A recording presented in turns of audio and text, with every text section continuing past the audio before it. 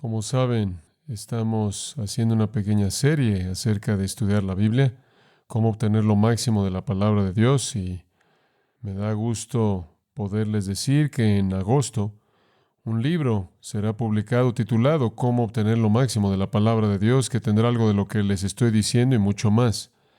Será una especie de libro pequeño. Estoy realmente emocionado porque obviamente tengo una pasión tan grande por la palabra de Dios y a lo largo de los años he escrito varios libros y artículos y cosas acerca de la Biblia y este libro recoge lo mejor de todo y en cierta manera lo actualiza y lo incluye todo. De nuevo, el título es Cómo obtener lo máximo de la palabra de Dios y he estado leyéndolo y editándolo y probablemente Patricia probablemente estaba preguntándose cómo podía tener una experiencia de gozo tan grande por algo que yo mismo escribí, pero yo le estaba diciendo, sabes, esto es realmente potente, esto es muy bueno. Y el asunto es que lo escribí hace tanto tiempo atrás que había olvidado que había dicho todas estas cosas. Entonces ese libro va a resumir mucho de lo que estamos compartiendo con ustedes. Estamos tan bendecidos por tener a tantas personas nuevas en nuestra iglesia, tantos que son nuevos en la fe. El domingo pasado por la noche tuvimos a 80 personas que les dimos la bienvenida con la diestra de comunión este mes a la familia de la iglesia, muchos nuevos en Cristo y estamos tan ansiosos por establecer un cimiento de confianza en la palabra de Dios. Le he dicho a los predicadores a lo largo de mi ministerio que cuando su congregación de manera consciente se somete a la autoridad de la palabra de Dios, entonces la pueden abrir en cualquier lugar y se van a someter a su verdad. Entender lo que usted tiene en la palabra de Dios es tan elemental. Entonces, en esta pequeña serie acerca de cómo estudiar la Biblia, hemos tratado de establecer el fundamento de lo que las Escrituras son, para que usted se vea obligado a ese estudio y después entraremos a los detalles de cómo hacer eso, comenzando en esta noche. A manera de algo de introducción y continuamos estableciendo una especie de pensamientos que son el fundamento de la expresión en sí de cómo estudiamos la Biblia, lo cual, como dije, comenzaremos en esta noche. Permítame recordarle que la Biblia es el libro más poderoso que existe, la obra de literatura más poderosa jamás escrita. De acuerdo con Hebreos 4:12, es viva y eficaz y más cortante que toda espada de dos filos y tiene la capacidad de penetrar al alma misma del hombre y diseccionar al hombre y revelar su propia naturaleza y su propia esencia y su propia pecaminosidad, sus propios anhelos, sean hacia el pecado o hacia Dios. Puede literalmente hacerlo usted pedazos. Corta profundamente, es una herramienta poderosa y viva que Dios usa para exhibir el corazón y la verdad acerca de nosotros mismos a nosotros mismos. Pero no solo la Biblia lo hace usted pedazos, sino que lo vuelve a ensamblar, lo vuelve a armar. De acuerdo con 1 Pedro capítulo 1, el apóstol Pedro nos recuerda que tenemos una palabra de Dios viva y permanente que es una verdad imperecedera sobre la cual Dios edifica un fundamento de vida eterna y gloria. Entonces, mientras que la palabra tiene el poder de cortar y también de despedazar y rasgar nuestras confianzas y revelar la verdad acerca de los secretos internos de nuestros corazones, también tiene el poder de volvernos a restaurar. De acuerdo con 1 de Juan 1:4, Juan dijo, estas cosas os he escrito para que vuestro gozo sea completo. La Biblia también es la fuente de gozo supremo, edificado sobre paz perfecta y esperanza para el tiempo y la eternidad. Este es el libro más poderoso que existe. Y eso debido a que para realizar estas cosas vivas no debe ser la palabra de los hombres, sino la palabra del Dios viviente. Y eso es exactamente lo que es. Esa es la razón por la que el Salmo 138:2 dice que Dios ha exaltado la palabra al nivel mismo de su propio nombre. Es imposible separar la gloria de la palabra de Dios mismo porque esta de hecho es su propia palabra. La Biblia no es la palabra de los hombres, es la palabra de Dios y quiero hablarle de eso un poco esta mañana, porque si usted va a ser un estudiante de las Escrituras, va a depender en gran parte de su confianza en las Escrituras y su entendimiento de aquello con lo que usted está tratando. La Biblia es verdad revelada. En ella, Dios habla. Quiero que pase a varias escrituras para entender esto. En primer lugar, Hebreos capítulo 1. Hebreos capítulo 1. Esto va a ser más como una clase en un salón que un mensaje normal, que normalmente o de manera regular les daríamos el domingo, pero creo que es muy, muy importante. Voy a asumir la función de maestro si puedo en esta mañana. Pero en Hebreos capítulo 1, versículos 1 y 2, tenemos un buen resumen de la idea de revelación. Esto es verdad revelada. Dios dice, habiendo hablado, literalmente, muchas veces y de muchas maneras en otro tiempo a los padres por los profetas. En estos postreros días nos ha hablado por el Hijo. Vamos a detenernos en ese punto. Aquí nos encontramos con la realidad que Dios ha hablado. Eso resume el asunto de revelación. Dios ha hablado, esto es, Él se ha revelado a sí mismo, Él se ha descubierto a sí mismo. Dios ha revelado verdad para el hombre. ¿Cómo lo hizo? Él lo hizo a los padres, esto es, a los padres significa los hombres que fueron los líderes de Israel, inclusive antes de ellos, claro, a los padres conocidos como los patriarcas, en el Pentateuco, el libro de Génesis primordialmente. Dios habló hace mucho tiempo atrás a esos padres de la nación de Israel. Él habló por los profetas. Eso simplemente es un término genérico que significa los escritores de las Escrituras o aquellos que hablaron para Dios, aquellos que fueron los voceros de Dios. Es un término que incluye profetas. El término técnico para aquellos que son llamados profetas en el Antiguo Testamento también incluye reyes como David y Salomón. Incluiría sacerdotes como Samuel y otros que fueron usados por Dios para hablar. Profeta usado aquí entonces en una especie de sentido genérico, no técnico, de alguien que habla para Dios. Dios habló mediante voceros humanos y escritores, refiriéndose, claro, a los escritores de las Escrituras. Él habló, dice, muchas veces. Polúmeros es una palabra que significa segmentos. Tiene que ver con el hecho de que Dios habló, y aquí Él se está refiriendo al Antiguo Testamento, y Él habló de manera clara usando instrumentos humanos como los escritores, y lo hizo en muchas porciones. Hay 39 porciones específicas en el Antiguo Testamento. Si llamamos a esos libros porciones, 39 libros. La Biblia tiene 66, el Nuevo Testamento tiene 27 y el Antiguo tiene 39. Entonces Él habló en muchas porciones. Dentro de esos libros, esos 39 libros que llamaremos porciones, también hay porciones. Esos libros se dividen y contienen varias porciones, secciones, párrafos, etc. Él lo hizo a lo largo de un periodo largo de tiempo mediante profetas o escritores humanos, que fueron varios, pero todo fue Dios hablando. Él también habló, dice en el versículo 1, de muchas maneras, de muchas maneras. ¿Qué usó Él para comunicar estas palabras a aquellos que lo escribirían? Bueno, visiones. Usted sabe, claro, que hubieron varias visiones. Inclusive Moisés tuvo una visión de Dios en una zarza ardiente en el desierto.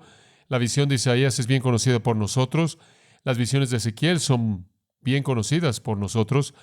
Hay otras visiones que vinieron a los profetas. De hecho, con frecuencia los profetas escriben hablando de sus escritos como visiones.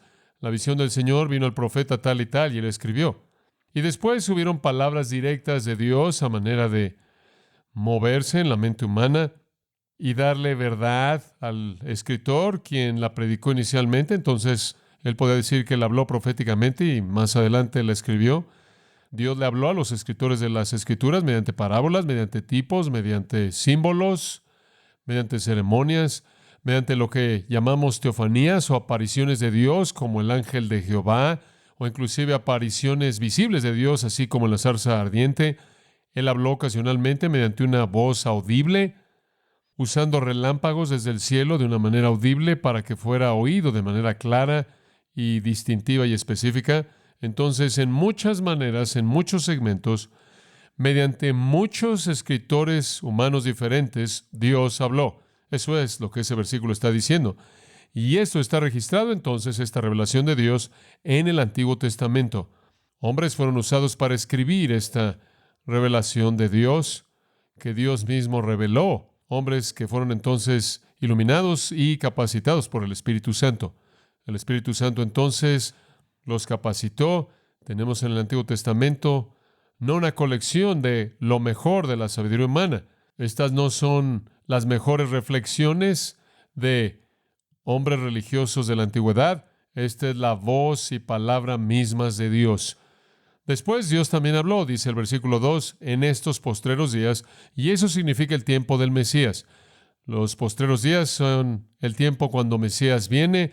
El Mesías vino, nacido en Belén, iniciando los últimos días, y en los postreros días Él nos ha hablado en su Hijo.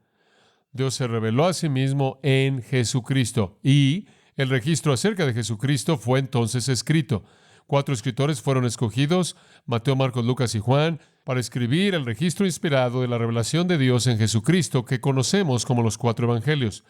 Y después el escritor Lucas fue inspirado por el Espíritu de Dios para seguir el registro después de la vida de Jesucristo en el libro de los Hechos y mostrar los primeros años de la iglesia. Y después vinieron los escritores de las epístolas, Pedro, Santiago, Juan, Judas, Pablo. Ellos escribieron esas epístolas que básicamente explican y definen el significado e importancia de la venida de Dios en Cristo y su obra redentora. Y después las escrituras cierran con Apocalipsis, el cual es la promesa del regreso de Cristo en gloria venidera. El Nuevo Testamento, 27 segmentos, mediante diferentes autores, escribieron la revelación de Dios, particularmente que vino en torno a la persona de Jesucristo. Entonces usted tiene la revelación de Dios en los escritores inspirados en segmentos llamados el Antiguo Testamento. Usted tiene la revelación de Dios mediante escritores inspirados y segmentos llamado el Nuevo Testamento. 27 libros y 39 son equivalentes a los 66 libros de las Escrituras. Esta es la revelación de Dios. Es el resultado, de manera singular, el resultado del hecho de que Dios se descubrió a sí mismo. Dios ha hablado. Cuando usted toma una Biblia, usted está leyendo la palabra de Dios. Ahora, el proceso que Dios usó para registrar esta revelación es llamado inspiración. Inspiración es una palabra que define un proceso, define un medio. Y podemos entender algo de este medio, y por cierto, es un medio sobrenatural. No es natural, podremos decir, bueno, alguien escribió una canción hermosa, realmente estaban inspirados, o usted escribió una carta hermosa a alguien, realmente estaba muy inspirada, o usted dio un discurso y estuvo muy inspirado. Estamos hablando de un nivel humano de excelencia que es muy diferente de aquello a lo que nos estamos refiriendo aquí. Cuando hablamos de inspiración en un sentido bíblico, estamos hablando en términos técnicos de una manera en la que Dios usa un proceso sobrenatural milagroso para revelar su propia palabra. Vaya a Segunda de Pedro para tener una buena mirada de lo que es este proceso. Segunda de Pedro, capítulo 1. Y por la bondad de Dios nos ha revelado este proceso de inspiración en el texto del Nuevo Testamento para que podamos entenderlo. Versículos 20 y 21, 2 de Pedro 1, 20 y 21. Entendiendo primero esto, que ninguna profecía de la Escritura es de interpretación privada, porque nunca la profecía fue traída por voluntad humana, sino que los santos hombres de Dios hablaron siendo inspirados por el Espíritu Santo. Ahora estos dos versículos simplemente están cargados de importancia con respecto a este asunto de la inspiración. La palabra clave aquí es la palabra inspirados en el versículo 21. Inspirados, llevados. Es una palabra que es usada en fuentes de griego secular para referirse a algo flotando a lo largo de un arroyo como una hoja. Literalmente fueron llevados por el Espíritu Santo. Los escritores de las Escrituras, los hombres que escribieron las Escrituras, y por cierto, no hay escritoras de las Escrituras, los 66 libros son escritos por hombres. Entonces el Espíritu de Dios movió a estos hombres para que de hecho hablaran de Dios siendo llevados por el Espíritu Santo. Veamos un poco más este texto. Versículo 21. Porque nunca la profecía fue traída por voluntad humana. De regreso al versículo 20. Entendiendo primero esto, que ninguna profecía de la Escritura es de interpretación privada. Ahora, hay dos aclaraciones inmediatas Y ambas dicen que las Escrituras no vienen de ninguna fuente humana. Es un libro milagroso, cuyo autor es Dios, mediante el Espíritu Santo, moviendo a escritores humanos para escribir exactamente lo que Dios quiso decir. Ninguna profecía de la Escritura, eso se refiere a toda. Ningún lugar en las Escrituras no está hablando de profecía en un sentido predictivo. Profecía significa proclamar. Ningún mensaje de Dios, ninguna proclamación de Dios contenida en las Escrituras, nada de Dios contenido en las Escrituras es cuestión de, observe esa frase, es cuestión de interpretación privada. Ahora, esto necesita un poco de explicación. Realmente a mí nunca me ha gustado la traducción interpretación aquí, porque el término griego es epilusis. Si usted sabe algo del idioma griego, luo es la palabra para soltar. Y esta es una palabra compuesta de soltar. Es la idea de desatar algo. Es la idea de soltar algo. Ninguna escritura ha sido desatada por algún humano. Y está hablando de origen. Está hablando de fuente.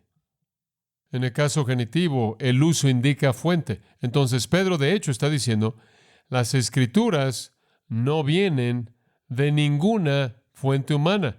No es cuestión de que algunos hombres tengan intimidad con Dios y algunas personas conocen a Dios y ven a Dios llevar a cabo su obra y tienen una familiaridad histórica con la operación de Dios, teniendo un nivel elevado de inteligencia humana y un nivel elevado de sensibilidad religiosa, escribiendo su mejor entendimiento de Dios.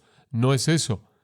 No es lo peor de los hombres, y no es lo mejor de los hombres escribiendo sus reflexiones acerca de Dios. Ninguna profecía de la Escritura, ningún mensaje en las Escrituras, en ningún lugar, en cuanto a su fuente, es humana. Ninguna. Y después en el versículo 21, él fortalece aún más el punto al repetirlo. Porque nunca la profecía fue traída por voluntad humana. Esa es una afirmación muy sorprendente. Nunca nadie dijo, sin importar cuán noble fueron o cuán piadosos fueron, yo creo que voy a escribir las Escrituras. Nadie jamás ha dicho eso y hecho eso. Algunos pudieron haberlo dicho, pero no lo hicieron, porque es imposible. Ninguna profecía jamás fue producida por un acto de la voluntad humana. Usted no puede producir las Escrituras a partir de la voluntad humana. Usted no puede producir la Escritura por ningún origen privado, sino que más bien los santos hombres de Dios hablaron siendo inspirados por el Espíritu Santo. No viene del hombre. Ninguna profecía jamás fue traída por voluntad humana, mismo verbo, sino que fue movida, llevada, mismo verbo, por el Espíritu Santo. El Espíritu Santo escogió al autor y el Espíritu Santo dio el mensaje al autor, de tal manera que lo que él escribió fue exactamente la palabra de Dios, inerrante e infalible. Hablaron de Dios, escribiendo exactamente lo que Dios quiso que dijeran. Eso es inspiración. Ahora, vaya a otra escritura, 2 de Timoteo. Podremos pasar mucho tiempo en ese texto y lo hemos hecho en el pasado, pero por ahora, simplemente para que esté cerca de estas afirmaciones tan importantes para que usted entienda la naturaleza de la inspiración. 2 de Timoteo 3, versículos 16 y 17. Toda la escritura es inspirada por Dios. De ahí obtenemos esa palabra inspiración. Ahora, esto es pasa, grafa, theonustos. La palabra theonustos es exhalada por Dios, es traducida inspirada aquí. Significa exhalada o respirada por Dios. Si usted no tuviera aire en absoluto, no podría hablar. Si usted no pudiera producir aire, usted no podría hacer que sus cuerdas vocales vibraran. Usted no podría hacer sonido alguno. No podría formar sus palabras. Lo que esto está diciendo es que Dios exhaló las Escrituras. Dios la habló. Es el aliento mismo de Dios.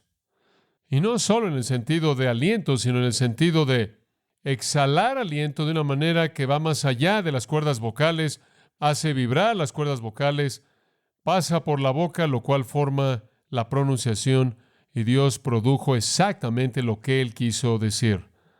Dios la habló. En el Salmo 33, usted tiene un buen texto de comparación para esto. Salmo 33, 6. Por la palabra de Jehová los cielos fueron hechos. Y aquí está su sinónimo. Por el aliento de su boca, todo su ejército. Aquí usted tiene una afirmación. La palabra de Jehová hay una afirmación paralela. El aliento de su boca. El aliento de su boca es la palabra del Señor. Fue por el aliento de su boca, que es la palabra del Señor, que todo fue creado. Dios habló e hizo que existiera. Entonces, respirada por Dios significa hablada por Dios. Dios dijo, Dios afirmó. La Escritura entonces es Dios hablando. Esa es la razón por la que Romanos 3:2 llama a la Escritura los oráculos de Dios. Los oráculos de Dios. Dios es el autor de lo que la Biblia dice. Todo en la Biblia viene de Dios. No es un libro humano. Toda Escritura y cada Escritura es respirada por Dios. Pasa por sus cuerdas vocales, por así decirlo, en el sentido sobrenatural, y nos comunica precisamente lo que Él quiso decir. Toda palabra de Dios es pura, dicen las Escrituras. Las Escrituras no pueden ser quebrantadas. Juan 10:35. La Escritura se va a cumplir aunque el cielo y la tierra pasen, porque es la palabra viva, permanente y eterna que sale de la boca de Dios mismo. La iglesia de manera pronta reconoció esto muy cerca de su comienzo. Sabían que libros eran respirados por Dios. Como los santos en el Antiguo Testamento supieron qué libros fueron respirados por Dios. Hubieron muchos libros religiosos escritos en la antigüedad. Cuando se estaba llevando a cabo la escritura del Antiguo Testamento, hubieron otros libros que estaban siendo escritos. Hubieron libros escritos que usted sabe que se aparecieron en los apócrifos, ¿no es cierto? Y en la sección de libros intertestamentarios de una Biblia católica, por ejemplo. Esos libros no están incluidos en el canon bíblico. ¿Cómo supieron la diferencia? Hubieron maneras muy distintivas por las que supieron que era bíblico. Una, sabían que necesitaba ser escrito por uno de los voceros verdaderos de Dios, un profeta de Dios, en el caso del Antiguo Testamento, un apóstol de Dios o asociado de los apóstoles en el Nuevo Testamento. Supieron que tenía que tener, por lo tanto, a un autor apostólico o afirmación apostólica. En el Antiguo Testamento hubieron profetas de Dios, voceros para Dios, que escribieron estos libros. Todo el mundo sabía quién eran. También fueron afirmados por su contenido interno. Era claro que eran coherentes con todo lo demás en las Escrituras. Tenían un elemento sobrenatural en ellos. Tenían el elemento milagroso en ellos. Exaltaron la grandeza de Dios y condenaron la pecaminosidad del hombre, lo cual es lo que Dios tiende a hacer y no los escritores falsos ni los falsos maestros. Fue muy claro para ellos cuáles eran los libros canónicos. Son llamados canónicos de la palabra canon, la cual era la palabra para un estándar. Son los libros estándar de revelación. Los concilios de la Iglesia reconocieron en el siglo IV oficialmente el canon del Nuevo Testamento, pero de manera no oficial. La Iglesia siempre había sabido lo que pertenecía al texto y lo que no. Era fácil reconocer. ¿Fue escrito por un apóstol en el caso del Nuevo Testamento o un asociado de un apóstol? Tenía ese aire de naturaleza sobrenatural, tenía esa exaltación de Dios y Cristo, y tenía esa condenación de la iniquidad. Era coherente con todos los demás escritos del Nuevo Testamento y era afirmada por los apóstoles mismos. La Iglesia, para decirlo a manera de ilustración, la Iglesia no nos dio el canon del Nuevo Testamento, así como Isaac Newton no nos dio la ley de la gravedad. La ley de la gravedad existió antes de que Isaac Newton la identificara. El canon existió antes de que la Iglesia lo identificara. Fue Dios quien nos dio la gravedad, fue Dios quien nos dio la Escritura. La reconocimos. La Iglesia la reconoció. Y Dios entonces es el autor de todo lo que las Escrituras dicen. No hay nada en las Escrituras que Dios mismo no escribió. Y la Iglesia ha afirmado universalmente eso. Así como el Antiguo Testamento de 39 libros ha sido afirmado universalmente a lo largo de los años, así también el Nuevo Testamento. Realmente no había duda ni error en ese punto. Tenemos la palabra de Dios que vive y permanece para siempre. Ahora, algunas otras cosas que usted necesita entender de la inspiración de las Escrituras. Pablo no dice en 2 Timoteo, y es muy importante señalar eso, que los escritores fueron inspirados. Él dice, toda la Escritura es inspirada. Y usted debe entender eso. Los escritores no fueron inspirados, las escrituras lo fueron. Hablamos en la actualidad de una persona inspirada para alcanzar un logro grande o algún mérito literario grande, sea lo que sea, y algún logro científico grande. De eso no estamos hablando. La Biblia no conoce nada acerca de hombres inspirados. Únicamente conoce de palabras inspiradas. ¿Entiende usted eso? Eso es muy importante. Dice usted, ¿qué quieres decir con eso? Con eso quiere decir que Pablo escribió algunas cosas que no fueron inspiradas. No fue Pablo quien fue inspirado, fue la Escritura la que fue inspirada. Y cuando Pablo escribió la Escritura fue inspirada. Cuando Pablo escribió algo más, no fue inspirado. Recuerde, ahora hemos estado estudiando 2 Corintios antes de que tomáramos nuestro pequeño descanso. Vamos a regresar a 2 Corintios en agosto. Y en 2 Corintios le he dicho de manera repetida que Pablo escribió a los Corintios, 1 Corintios y 2 Corintios, los dos libros inspirados en el Nuevo Testamento. Pero hay una carta que él escribió a ellos antes de 1 Corintios y una carta entre 1 y 2 Corintios que no aparecen en las Escrituras porque no fueron inspiradas. Pablo no nada más es inspirado de manera general. Ningún escritor bíblico lo es. Ningún escritor bíblico lo es. Isaías no fue un escritor inspirado como tal. Tampoco lo fue David, ni Pablo, ni Juan, ni nadie más. Solo cuando escribieron la Escritura fueron inspirados, o literalmente fueron el vehículo mediante el cual Dios exhaló o respiró su palabra. La Escritura es la palabra de Dios, no es la palabra de hombres inspirados. Los escritores escribieron la palabra inspirada. Entonces Dios respiró o exhaló en ellos las palabras mismas que Él quiso que escribieran. Y mediante algún medio milagroso, sobrenatural, indescriptible, escribieron exactamente lo que Dios quiso que fuera dicho, lo cual no es difícil si usted es Dios. Él ciertamente puede hacer eso. El proceso en sí no puede ser descrito, es milagroso. No puede ser definido, es sobrenatural.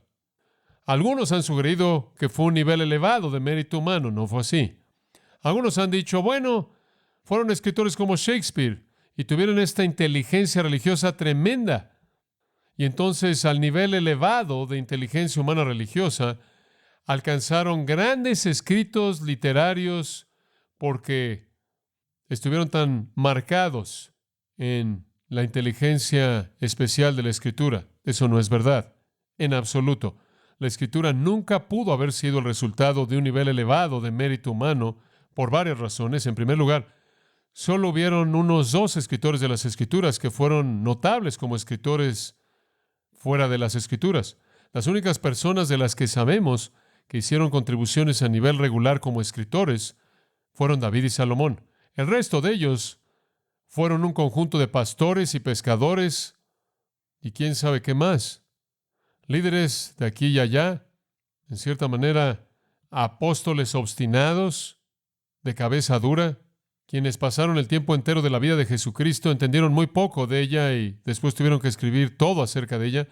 No fueron conocidos como hombres literarios, no fueron grandes escritores, no estaban preparados académicamente, en absoluto. Además, la inteligencia humana no podría haber producido a Jesucristo. Usted no puede inventar una personalidad como Jesucristo. La personalidad, la virtud, la persona de Jesucristo sobrepasa la impureza, el amor, la justicia, el poder, la perfección, la sabiduría, la verdad, cualquier cosa jamás encontrada en el pensamiento humano. ¿De dónde es que los hombres literarios encontrarían un modelo para una persona así? ¿Y por qué escribirían un libro que condenara a los hombres? No pueden inventar a un Jesús. Cuando el hombre al nivel más elevado de su logro escribe, él escribe acerca de sí mismo y tiende a exaltarse a sí mismo, no a condenarse a sí mismo. Ellos no pudieron producir las Escrituras. Y esa es la razón por la que dijeron que Dios las escribió. Dijeron que Dios les habló. Dijeron que estaban escribiendo la palabra de Dios. Y es sorprendente que no solo lo dijeron de manera directa, y voy a mencionar eso en un momento, sino 4,000 veces en la Biblia dice que esta es la palabra de Dios. 4,000 veces. Y eso significa que los escritores afirman 4,000 veces que estaban escribiendo la palabra de Dios. Pero fuera de esos asuntos específicos, siempre me ha fascinado que en la Biblia hay cierto aire de infalibilidad, que para los hombres comunes y corrientes les podría parecer muy difícil vivir con eso. Por ejemplo, si usted decidiera presentar algo que usted escribió como revelación divina y usted fuera simplemente el nadie promedio, en cierta manera se sentiría presionado por tratar de convencer a la gente de que deberían aceptar lo que usted está diciendo como algo que viene directamente de Dios. Entonces podría decir en algún lugar en su escritura, bueno, ¿saben una cosa? Sé que esto es difícil de creer para ustedes debido a que no tengo ninguna preparación académica formal y debido a que no soy una persona muy prominente, pero estoy escribiendo la revelación de Dios y simplemente necesitan saber eso. No hay nada de eso.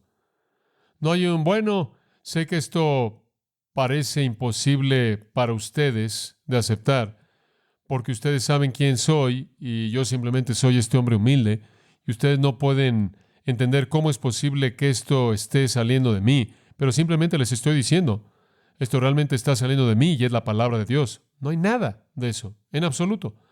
No hay intento por justificar este proceso de inspiración. No hay intento por que en cierta manera la gente crea que esto realmente está pasando. No hay una conciencia de uno mismo. Los escritores están totalmente inconscientes de sí mismos. Nunca hay algún tipo de defensa de sí mismos como las fuentes de revelación. El único momento en el que un escritor llega a defenderse a sí mismo, como Pablo, es para defender la viabilidad de su ministerio. Casi 4,000 veces dicen que están escribiendo la palabra de Dios, sin embargo, nadie jamás, en cierta manera, se ríe y dice, sé que les es difícil aceptar esto. No hay conciencia de sí mismos. Aunque la mayoría de ellos no tuvieron educación en un sentido formal, ninguna preparación extensiva y no estuvieron en una posición terrenal para escribir de esa manera, y no fueron profundos de manera particular, y no son conocidos por escribir nada más. Con la excepción de Salomón, quien escribió tantos proverbios, no están todos en la Biblia de ninguna manera. Y David, quien fue un escritor de canciones, y debió haber tenido muchas, muchas, muchas canciones. Sin embargo, usted tiene a alguien como Moisés, quien no es conocido como un escritor de algo. En el Pentateuco, 680 veces él dice que está escribiendo la palabra de Dios. Y él nunca está consciente de manera personal de ello. Los libros proféticos tienen 1,307 afirmaciones como esas. Los libros históricos, 418. Los libros poéticos, casi 200 afirmaciones de esas. Sin embargo, no hay conciencia personal de eso. Simplemente estaban escribiendo la palabra de Dios como Dios se las dio. Los escritores del Nuevo Testamento afirman el Antiguo Testamento como la palabra de Dios. De hecho, 320 veces los escritores del Nuevo Testamento citan el Antiguo Testamento como la palabra de Dios. 1,000 veces hacen referencia a ella como la palabra de Dios en una referencia clara y definida a algún pasaje del Antiguo Testamento. Entonces, 300 veces los escritores del Nuevo Testamento afirman el Antiguo Testamento y lo hacen en la ley, el Pentateuco, lo hacen en los libros históricos, lo hacen en los profetas menores, profetas mayores y los escritos sagrados, Salmos, Proverbios, Eclesiastés, Cantar de Cantares y demás. En otras palabras, afirman toda sección de la escritura del Antiguo Testamento como siendo la palabra de Dios, en maneras que no son conscientes de sí mismos. Y después ellos en el Nuevo Testamento proceden a escribir lo que ellos escriben con esa misma ausencia total de conciencia de sí mismos. Pablo, leyendo la ley de Dios, el Antiguo Testamento, dijo la ley es santa, justa y buena. Él afirma la santidad, la perfección de la ley de Dios, el Antiguo Testamento.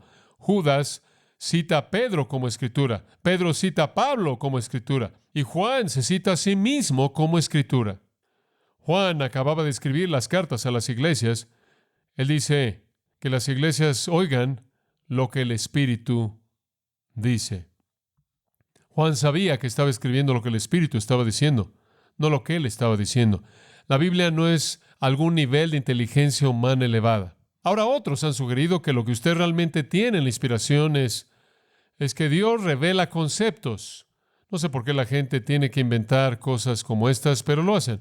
Y Dios revela conceptos y los escritores podían escoger cualquier palabra que quisieran. La Biblia no apoya eso. Además, ¿cómo puede usted expresar conceptos sin palabras? No estoy seguro de cómo hacer eso. Pero la idea es que Dios comunicó algunas ideas espirituales, pero no inspiración verbal, no inerrancia y no infalibilidad. Así no es. Cuando Dios llamó a Moisés en la zarza ardiente, y Moisés estaba tropezándose y no creía, usted sabe que él tenía la elocuencia para representar a Dios, y Dios le dijo, quiero que seas mi vocero, quiero que hables para mí, Éxodo capítulo 4. Y Moisés dijo, pero yo tengo un problema en hablar. Y esto es lo que Dios le dijo. Ve y yo estaré con tu mente y te enseñaré qué pensar. ¿Es eso lo que dijo? No, eso no es lo que dijo. Él dijo, ve y estaré con tu boca y te enseñaré qué decir exactamente. Samuel, la palabra de Jehová era apreciada en esos días. No habían visiones frecuentes. En otras palabras, era raro oír a Dios hablar. Era raro que hubiera escritura en ese entonces. Samuel no conocía aún a Jehová, tampoco la palabra del Señor le había sido revelada. Entonces hubo un tiempo de silencio. Esto está registrado en 1 Samuel 3. Después, de pronto, Dios rompió el silencio y llamó a Samuel. Usted recuerda, 3 veces Él lo llamó y Samuel dijo esto: habla porque tu siervo oye. Habla porque tu siervo oye. Isaías dice, oí la voz de Jehová diciendo, ¿a quién enviaré y quién irá por nosotros? Y después dije, heme aquí, envíame a mí. E inmediatamente dice en Isaías 6, y Dios dijo, ve y dile a este pueblo, Y Dios bosquejó exactamente lo que él quería que dijera, palabra por palabra. Jeremías escribió, la palabra de Jehová vino a mí diciendo, antes de que te formara en el vientre te conocí. En otras palabras, es una afirmación explícita. La palabra del Señor vino a él y él simplemente la cita de manera exacta. Te santifiqué, te he designado un profeta para las naciones. Lo que yo te mande, tú hablarás. He aquí, he puesto mis palabras en tu boca. Jeremías 1, 4 al 9. Capítulo 5, versículo 14. Haré mis palabras en tu boca fuego. Tú abres tu boca, fuego sale. La gente va a ser como combustible, dice él, y la palabra de juicio va a quemarlos. Capítulo 15. Fueron halladas tus palabras y yo las comí. Y tu palabra me fue por gozo y alegría de mi corazón. De hecho, en el capítulo 15, versículo 19, Jeremías dijo, Dios es como mi boca. En Ezequiel, él le dijo a Ezequiel en el capítulo 2, te envío a los hijos de Israel todas mis palabras que yo te hablaré, recíbelas en tu corazón y oye con tus oídos y ve y háblalas a ellos. Así fue. Dios habló y ellos hablaron. Y ellos hablaron lo que Dios les dijo que hablaran. Estuvo Amós. Él ni siquiera fue un profeta. Él dice en el capítulo 7 de su profecía, yo no era profeta, yo ni siquiera era el hijo de un profeta, yo era un pastor y yo cuidaba árboles sicómoros. Él era un granjero y Jehová me tomó de seguir al rebaño y Jehová me dijo, ve, profetiza a mi pueblo Israel. Nada de preparación, no sabía lo que él iba a decir, no tenía preparación, tú simplemente ve y les dices exactamente lo que te digo que les digas. Ananías le dijo al apóstol Pablo, después de que había quedado ciego en el camino a Damasco y fue llamado al ministerio, a él se le dijo que él sería un testigo para el Señor. En respuesta a eso, él le dice a los Gálatas en el capítulo 1, lo que yo predico, él dijo, no recibí de sangre y carne.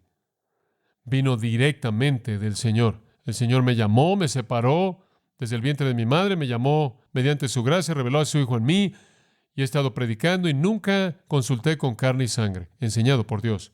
Juan estuvo en el Espíritu en el día del Señor. En Apocalipsis 1, oí detrás de mí una gran voz diciendo, escribe en un libro. Dios le dijo exactamente qué escribir. Inclusive Jesucristo, el Verbo hecho carne. Esto es maravilloso. Recibió su mensaje de Dios. Isaías dijo de él, Jehová hizo mi boca como una espada filosa. El Señor Jehová me ha dado la lengua de aquellos que son instruidos para que sepa cómo sustentar con palabras al que está cansado. Él despierta mañana tras mañana, Él despierta mi oído para oír, como aquellos que son instruidos. Aquí está el Mesías hablando en profecía, diciendo, hablaré únicamente lo que Dios habla a través de mí. Y Jesús lo dijo, las palabras que me has dado, Juan 17:8, yo se las he dado. Eso es simplemente lo que Jesús hizo. Únicamente lo que Dios habló, Él repitió. Entonces, cuando usted está hablando de la Biblia, usted no está hablando de algunas ideas generales de Dios. Usted está hablando de toda palabra de Dios que es pura, no solo ideas que están flotando. Usted no puede comunicar ideas sin palabras. Usted podría entonces hablar de un tono sin notas, o un sol sin luz, o una suma sin números, o geología sin rocas, o antropología sin hombres, o melodía sin música, será como hablar de pensamientos sin palabras. Ahora, para mostrarle cuán profundo este milagro fue, pase a 1 de Pedro capítulo 1 por un momento. 1 de Pedro capítulo 1. Tenemos que apresurarnos. 1 de Pedro capítulo 1, versículos 10 y 11. Al final del versículo 10, acerca de esta salvación. Ahora, salvación es el tema principal, desde el principio hasta el final, y ciertamente el tema del Antiguo Testamento. Conforme Dios promete al Salvador venidero, el que heriría la cabeza de la serpiente, el gobernante quien vendría entre los pies de Jacob, el que sería Shiloh, el príncipe que está por venir, el Mesías, el Cordero final representado por todos los sacrificios. La redención en el Mesías venidero es el tema del Antiguo Testamento. Entonces la salvación es el tema principal. Entonces, hablando de esta salvación, versículo 10, 1 de Pedro 1:10, los profetas que profetizaron de la gracia destinada a vosotros, inquirieron y diligentemente indagaron acerca de esta salvación, escudriñando qué persona y qué tiempo indicaba el Espíritu de Cristo que estaba en ellos, el cual anunciaba de antemano los sufrimientos de Cristo y las glorias que vendrían tras ellos. Esa es una afirmación fascinante. ¿Sabe usted lo que dice? Dice, los escritores del Antiguo Testamento estudiaron lo que escribieron para entender lo que significó. Ahora, si usted es un autor y usted no sabe lo que usted quiere decir por lo que escribe, usted está en problemas. Cuando usted escribe hasta que entiende claramente lo que está usted tratando de expresar y cree que es lo suficientemente claro como para que el resto de la gente lo entienda. Usted trabaja muy duro. No hay virtud en que usted diga las cosas de tal manera que son difíciles de entender. No hay virtud en escribir cosas que no son claras. No hay virtud en predicar cosas que no son claras. De hecho, siempre le digo a los predicadores jóvenes, es muy fácil hablar de tal manera que para la gente les sea difícil entendernos. Es correcto, es muy fácil el hablar de tal manera que es difícil ser entendido. Algunas veces usted oye a gente decir, ¿sabes una cosa? Eso simplemente fue demasiado profundo para mí. Bueno, eso es posible de manera remota, pero es más probable que la razón por la que usted no entendió fue que el que habló tampoco lo entendió. Es muy fácil hablar de tal manera que es difícil que la gente nos entienda. Lo único que se necesita es que usted no sepa de qué está hablando. Y le voy a prometer esto con toda seguridad. Si usted no sabe de qué está hablando, tampoco lo va a saber el resto de la gente. Es muy difícil ser claro, porque para ser claro, usted tiene que ser claro acerca de lo que está diciendo. Y ese es el desafío. Bueno, aquí había hombres bajo la inspiración de la palabra de Dios que escribieron cosas que ni siquiera entendían. Eso le muestra a usted la naturaleza sobrenatural y milagrosa de la inspiración. Y lo escribían y después lo estudiaban para tratar de entender lo que significaba. Y había una distancia entre ellos y sus escritos conforme Dios estaba usándolos como medios, como vehículos.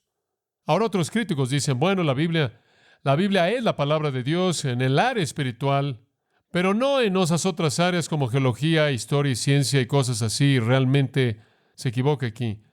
A los escritores les encanta esto, simplemente les encanta. Les gusta tomar lugares en la Biblia y en la nueva Biblia de estudio. En todo lugar en donde han hecho esto, todo lugar en donde hay una contradicción aparente, hemos escrito una sección para responder eso. Y hay respuestas claras para todos esos asuntos. Pero aquí hay una típica. Dicen, bueno, la Biblia solo está correcta en el área espiritual, no está correcta en el área histórica y otras cosas. Uno de ellos usa una ilustración en Números 11, 31 y 32. No tengo tiempo de pasar ahí, le voy a contar la historia. En Números 11, 31 y 32, los hijos de Israel están en el desierto del Sinaí, no tienen alimento, entonces Dios provee alimento, ¿se acuerda?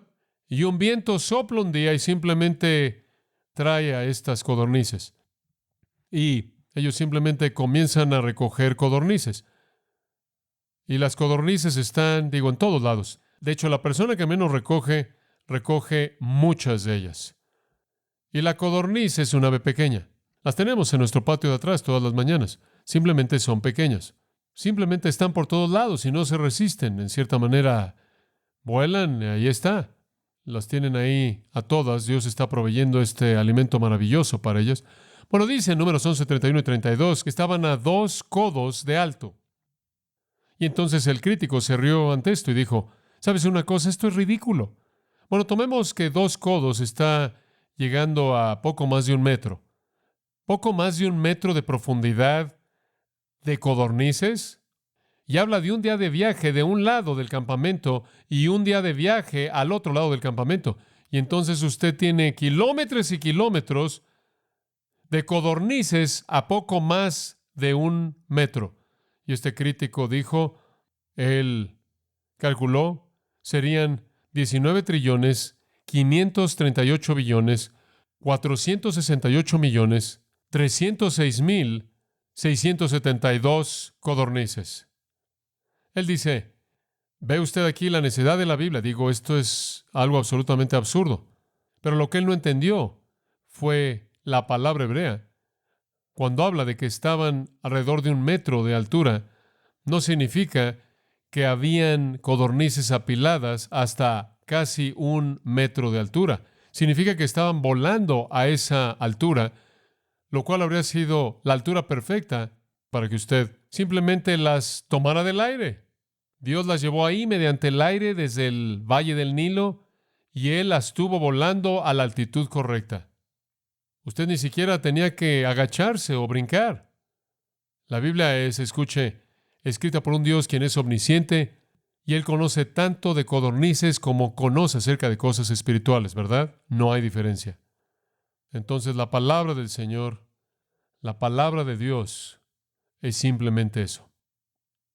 Usted tiene que tener ese entendimiento para tener la compasión y pasión por la verdad, para que usted quiera conocerla y hacerla parte de su vida.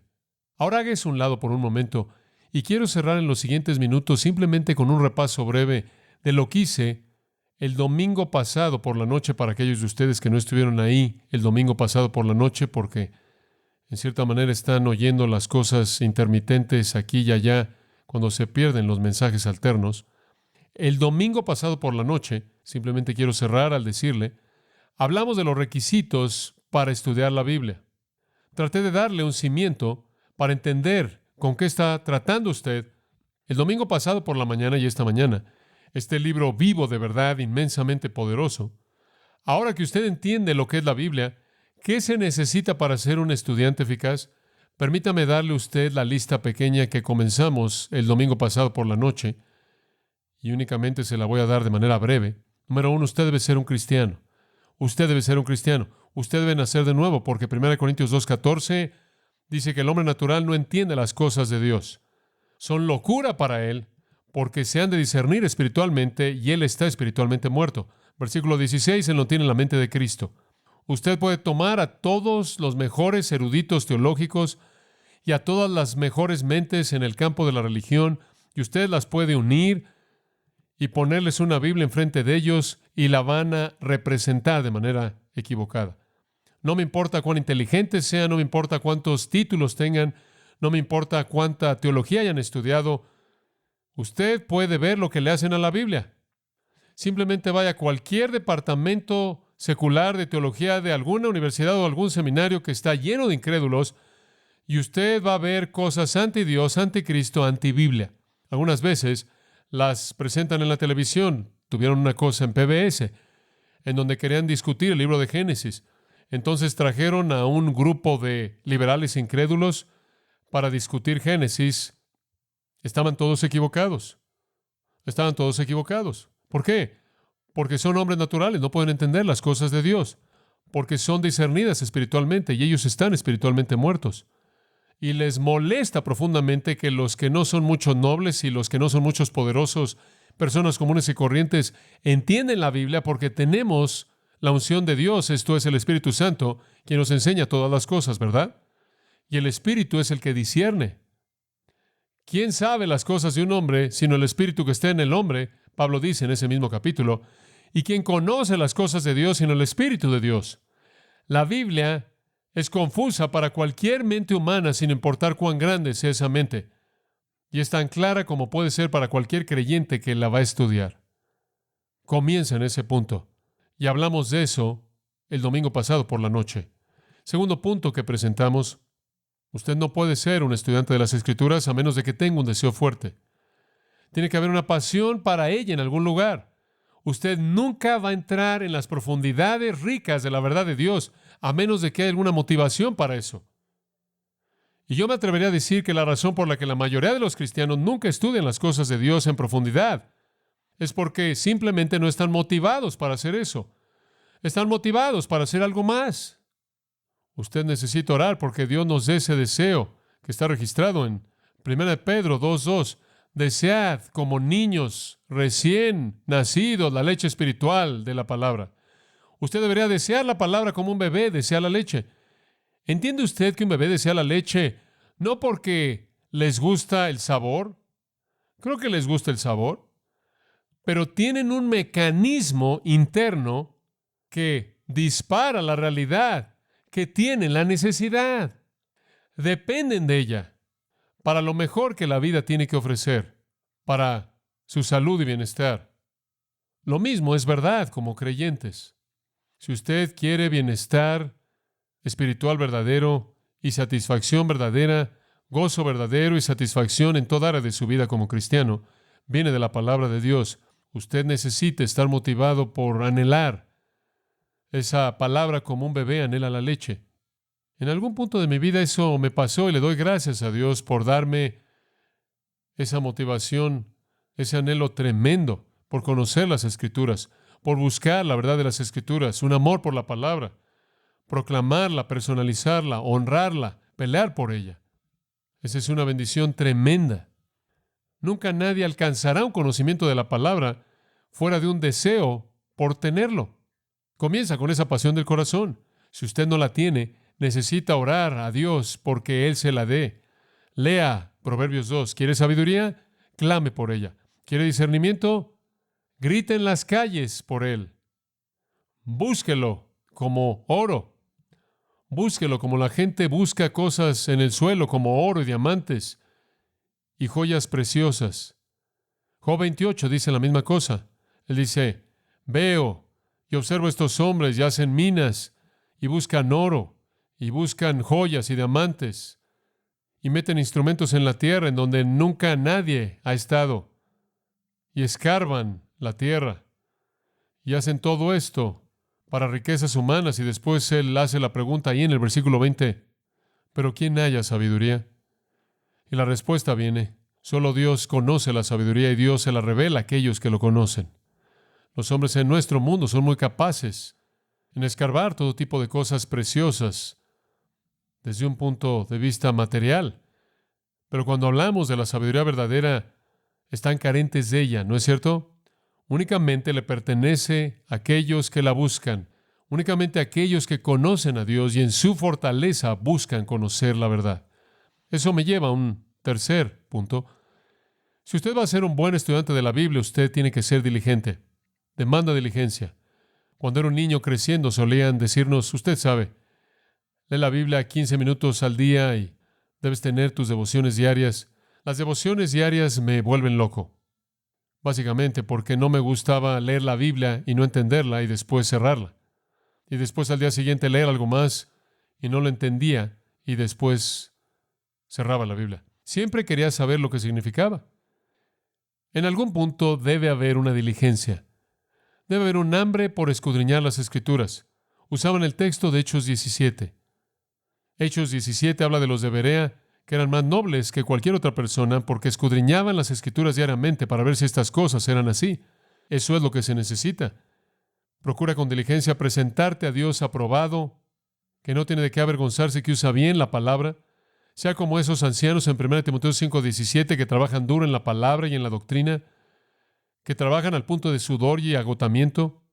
Los jóvenes que vienen al seminario con frecuencia hacen preguntas algo simpáticas.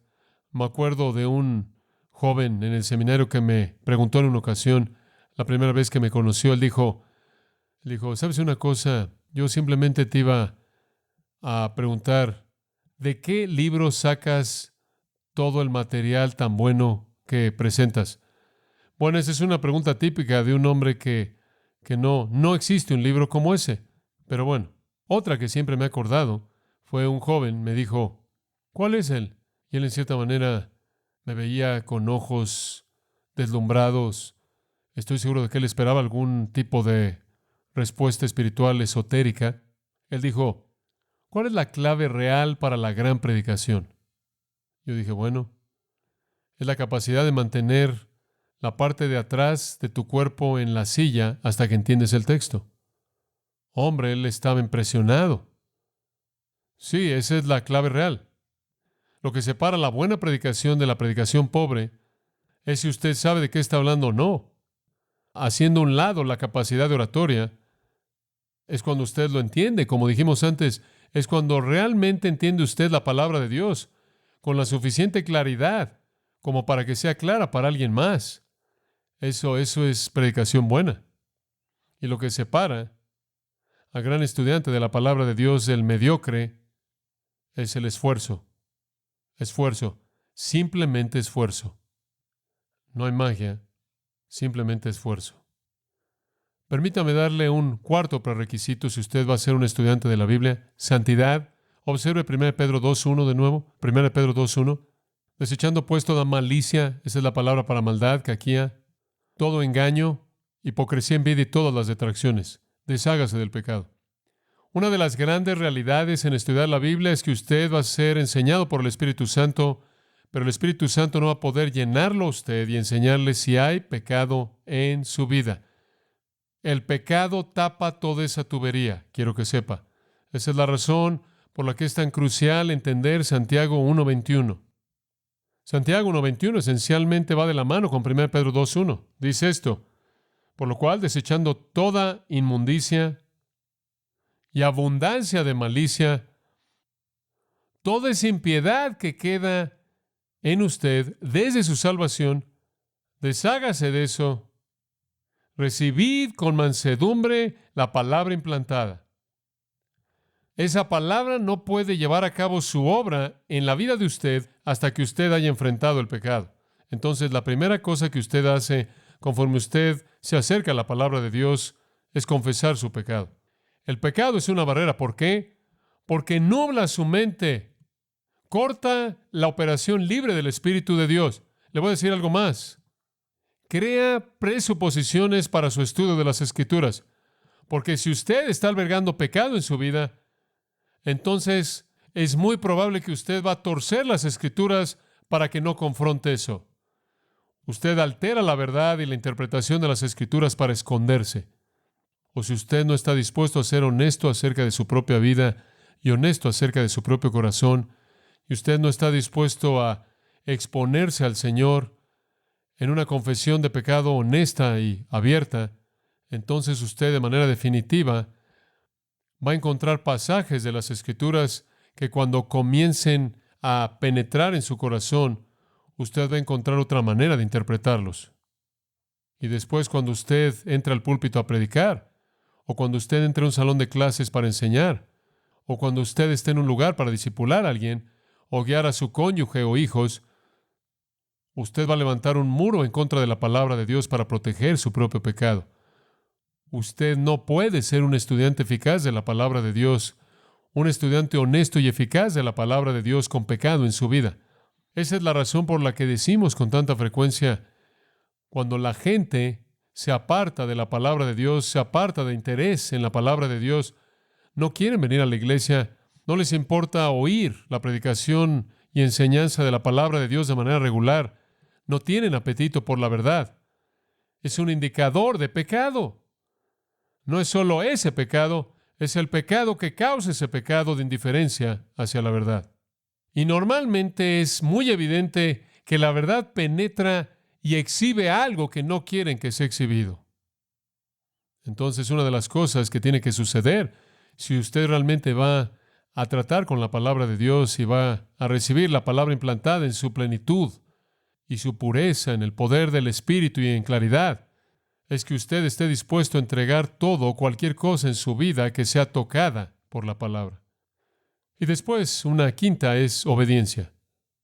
Porque en el versículo 22 de Santiago 1, él dice, pero sed hacedores de la palabra y no tan solamente oidores, engañándoos a vosotros mismos. Usted realmente no cree lo que la Biblia dice a menos de que lo viva. ¿No es eso verdad? ¿Es justo decir eso? Entonces, un buen estudiante de la Biblia aprende y aplica inmediatamente. Lo practica. No es alguna cosa etérea, no es alguna cosa teórica, es cuestión de vida. Bueno, el tiempo se acabó, entonces simplemente le voy a dar la última, número 6. Oración. Oración. Efesios 1 es una escritura muy poderosa. Efesios 1:17. Pablo ora para que el Dios de nuestro Señor Jesucristo, el Padre de gloria, os dé espíritu de sabiduría y de revelación en el conocimiento de Él. Y Él dice en el versículo 18, oro porque Él esté alumbrando los ojos de vuestro entendimiento, para que sepáis cuál es la esperanza que Él os ha llamado y cuáles las riquezas de la gloria de su herencia en los santos.